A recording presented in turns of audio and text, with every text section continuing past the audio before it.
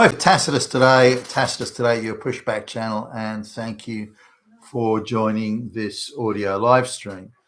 In this essay, I'd like to talk about a documentary, a taxpayer-funded documentary, no less, that's been put out by one of Australia's largest media organisations, also taxpayer-funded.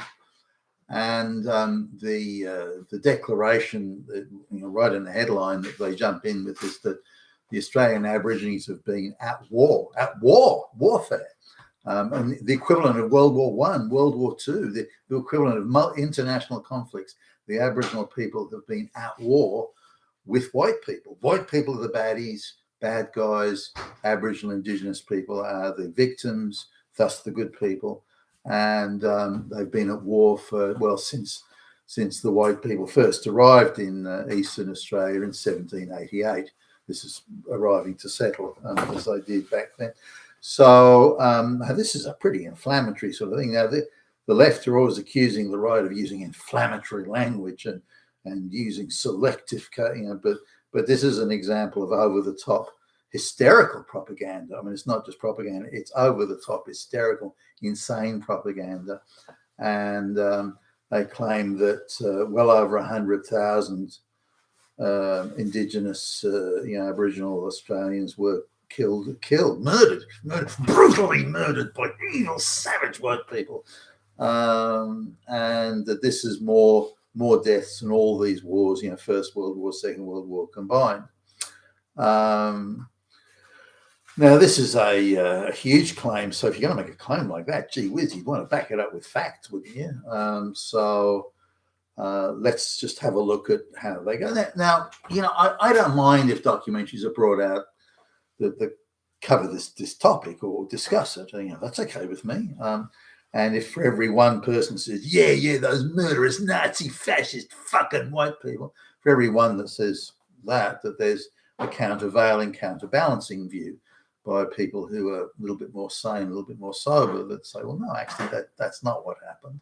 And that both views or multiple views are represented. That's not the case here. It's one direction or one direction only.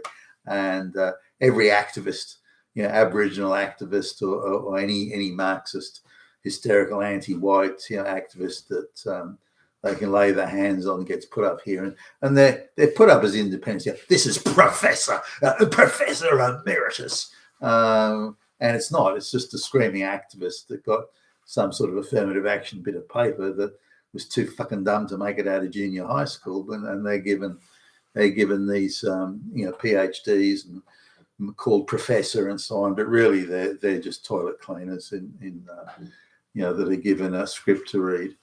Now, this particular media outlet is almost in absolute lockstep with the World Economic Forum and the World Economic Forum propaganda and talking points. They rarely deviate from it, and if they do, it's only to cover a very specific local issue, but staying true to the ideology of the World Economic Forum and the key talking points they have. So this is not an independent news organisation; it is a globalist news organisation, and the idea of producing or putting out information that says that the local Indigenous tribes that before, that were in place before white men showed up, that they're terribly oppressed victims, and any lie or untruth, no matter how grotesque, if it's useful in pushing that socially divisive narrative, will be used by these propagandists.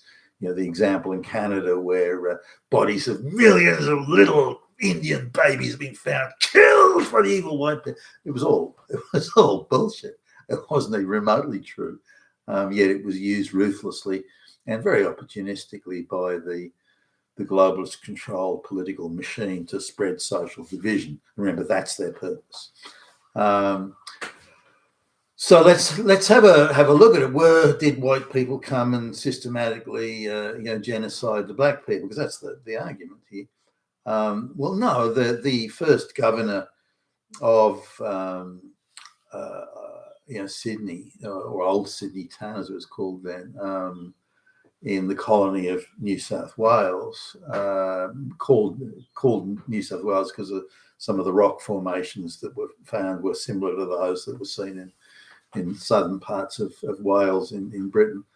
So the first fleet arrived, as ships mostly were convicts and also soldiers to administer the convicts. There was a governor who was, I think, a naval captain called Arthur Phillip, and he was under very strict instructions from the British government to establish good relations with the local natives. Now, part of this was just sort of sense you don't want to arrive with only a small number of soldiers and find that you're at war with the natives. That doesn't really work. So the idea was that they would. This is before they even knew what the social structures or how many natives there were. Now, they overestimated the amount of natives that were in Australia, because they looked at Australia's a pretty big place, must be a lot of natives. But it turns out there wasn't. And we'll come back to the numbers there in a minute. But the first fleet, as it's colloquially known, the first fleet arrived in Sydney and in Sydney Harbour, where today you see the Harbour Bridge and the Opera House and so on. There was a good stream there with fresh water, called generically the tank stream, and it was a good harbour, deep water harbour with good close to shore access for mooring the ships, and they started the convicts were brought ashore, and they started to build structures and so on. Now, they very quickly realised that the Aboriginal inhabitants were Stone Age people. They had no structures or buildings or farming or anything like that. They were just Stone Age, nomadic. That is, they moved around, nomadic hunter-gatherers that had quite large areas. Now, the population of Aboriginal Australia at the time was believed to be somewhere around 200,000. The absolute, as in the total area of Australia, including the offshore islands and the like, the population was mooted as maybe being somewhere like close to 1 million. The 200,000 seems to be more accurate, but nonetheless, let's just sort of say it was 1 million, and that was over the whole of Australia, by the way, not just in what today's Sydney. There was 1 million people over the whole of Australia, distributed over a vast area, and they were all nomadic hunter-gatherers. As the climate changed, and the seasons aren't as stark in Australia as they are in the northern hemisphere. But nonetheless, it gets pretty cold here, and the Aborigines moved around, and again, they were nomadic.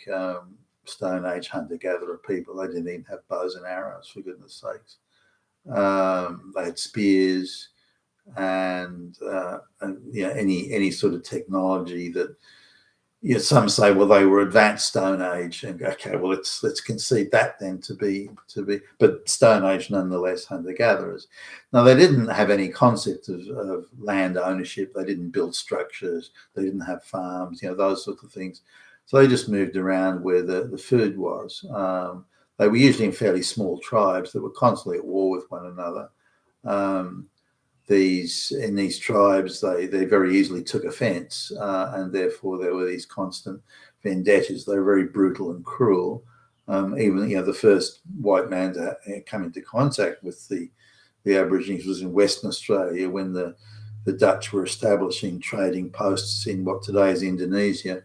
And they saw land in northern Australia, and they came on land to have a look around. Were stunned at just how violent these tribes were, and how in some cases the women were being beaten to death in front of them, and this sort of thing by the Aborigines.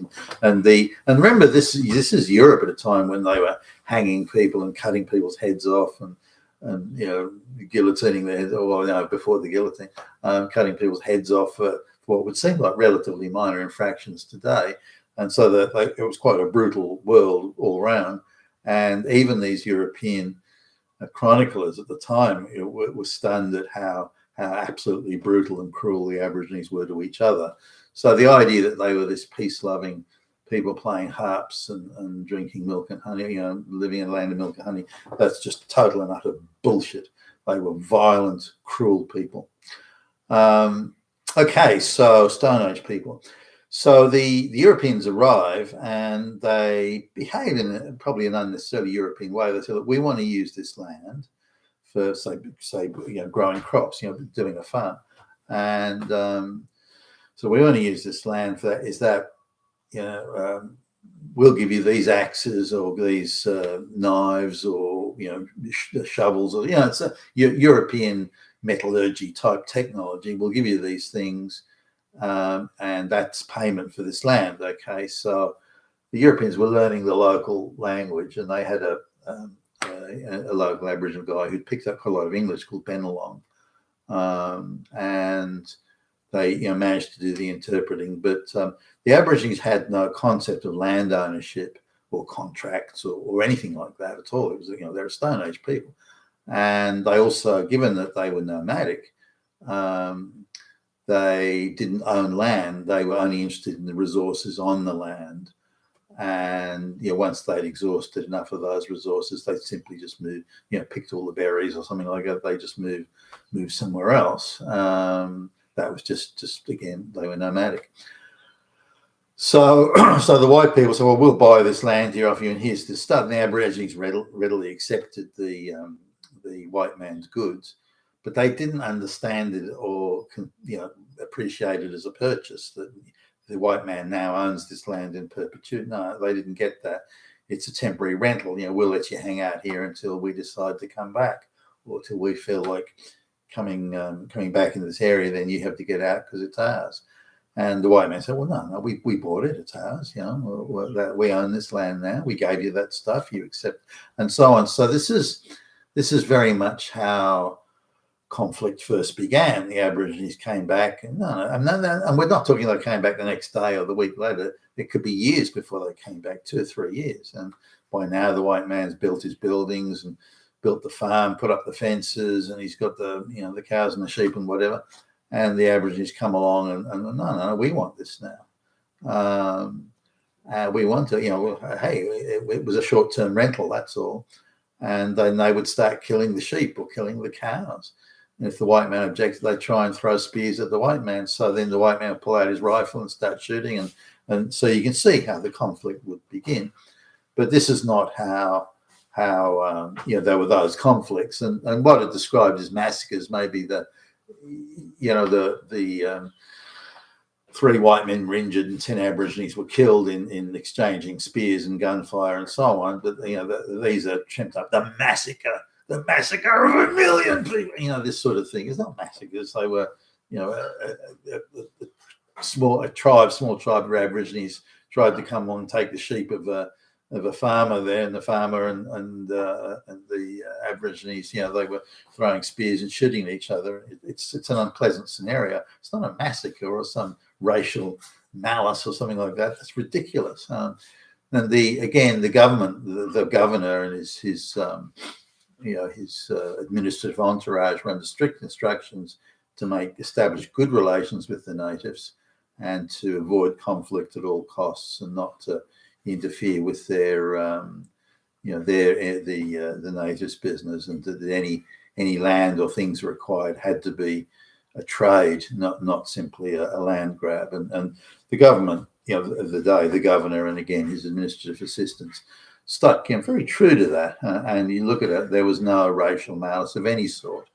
And to try and create that and say today, they're all a bunch of racist Hitler Nazis, swastika, that's just propaganda bullshit. So, but the Aborigines were not resistant to white man's diseases, though, and we're talking about the full range of diseases, diphtheria and smallpox and cholera, and all the big. They killed a lot of white people, by the way.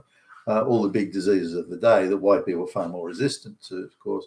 The Aborigines suffered from that, as indeed did, say, the Caribbean Indians or the North American Indians. Or now, in terms of technical development and social organisation, the white man was, depending on how you want to look at it, something in the order of 8,000 years more developed, if not a little bit more. So something like 8,000 years in technical development and social organisation separated the Europeans from the Aborigines. Now, you don't need to be a rocket scientist to go, well, I'm not sure that's going to work out so well. And it didn't. There were, again, for example, here's one here where some European settlers were fishing in Sydney. This is in Sydney Harbour, and they had it was the off season, and they crop growing had sort of slowed down, and they were fairly short on food, so they were fishing, and they were getting quite a lot of fish. The Aborigines came along and tried to kill one of the white men. So, well, you're taking too many fish. And to the Aboriginal conception was that all the fish in the world were what was right in front of them. And, they had no ocean-going vessels or anything. And so they tried to kill the white guy. Hey, you're taking too many fish. We're going to kill you. So that went down like a lead balloon. And so next thing you know, the soldiers were called and rifles are getting pointed, and then it came into an unfortunate exchange. So it's things like this that were the cause of it. For another example is there was an area of where there were a lot of kangaroos that the Aborigines ate as their staple food diet. This is an area where the white people had purchased, the colonial settlers had purchased that area for farming. And so a few years later, the Aborigines come back and they say, well, there's no kangaroos here. Oh, it doesn't matter. We'll just kill the sheep that the farmers got here. If the kangaroos aren't here, we'll just take the sheep. The farmer says, hey, don't kill my sheep, for goodness sakes. The Aborigines say, well, you scared away the kangaroos. Well, I bought this land from you, so I'm allowed to run sheep on it and that sort of thing. So that's how it works. I own the land now. Don't care if you own the land. No kangaroos here, we'll kill your sheep. Well, can't you go somewhere else to go and kill kangaroos? Don't feel like it. So these sort of things were where the conflict was.